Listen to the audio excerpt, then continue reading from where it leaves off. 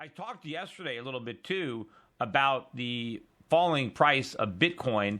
Bitcoin down again, now down at $507 per coin. It was as low as 503 earlier this morning.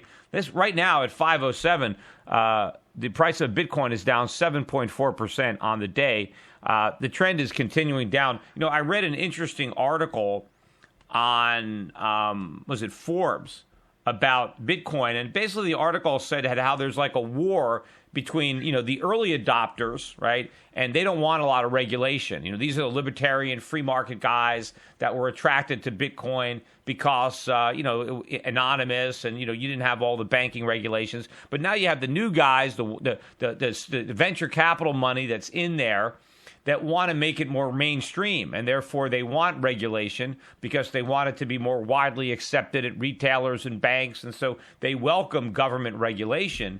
But they're, you know, the problem is, to the extent that they do that, you undermine the original, you know, purpose and desirability of the currency. I mean, the minute you have all these retailers, and I've been saying this, you know, if you got to collect Social Security numbers every time somebody gives you a Bitcoin, if you've got to file a 1099 on somebody when they spend their Bitcoins, you know, if you've got to keep all this information, if you've got to know your customer and you've got to do AML money laundering procedures, number one, it's going to make it a lot more expensive to accept and deal in Bitcoins for merchants that deal in them, and that will undercut some of their appeal.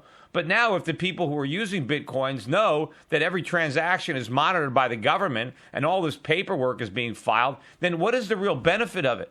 I mean, theoretically, the only benefit would be the theoretical limit in the supply of that digital currency. But again, there's no limit to the supply of alternative digital currencies. And of course, the supply doesn't matter if there's no demand. See, if people don't want it anymore because it no longer has the characteristics that made it desirable in the first place, then there's no demand. And it doesn't matter what the supply is. If no one wants it, it's worthless, because that's the problem, because you can't do anything with it. And so I think, as I've said, Bitcoin is going to be a victim of its own success.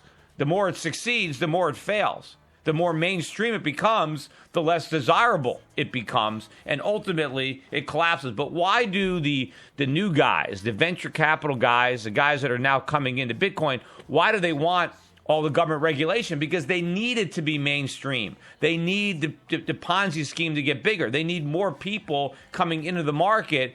And there's just not enough, you know, radical, you know, libertarian, you know, crypto geeks, whatever, out there. They need to get regular people in, which means they have to make it, you know, acceptable to governments around the world so that it gets their blessing. But the minute you do that, you lose the support of the real hardcore or early adopters. And that is the problem. But again, I said it's a victim of its own success. We'll see, you know, if we crack through 500, you know, there's some support down there at 420, 440-ish or something like that. But I think it can be a rocky road from now until the end of the year for people who are holding on to Bitcoin. Now at 503, just dropped another $4 in the last minute or so. But we got a break. We're going to come right back.